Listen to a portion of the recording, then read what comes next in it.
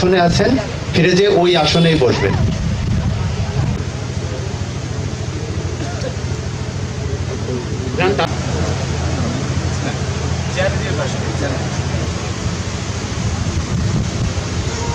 আপনাদের সদর অবগতির জন্য অনেক কষ্ট পাচ্ছেন গরমে, এই জন্য।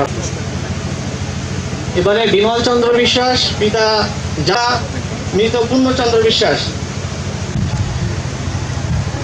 এবারে প্রভাস কুমার বিশ্বাস পিতা মৃত রবীন্দ্রনাথ মোহাম্মদ আব্দুর রহিম পিতা মোহাম্মদ আব্দুল জলিল শিকদার।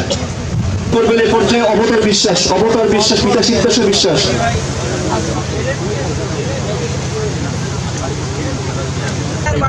এলএসএ প্রদান করা হলো 102টি এলএসএ কে পরিতে 7,20,00,000 টাকার চেক দিল।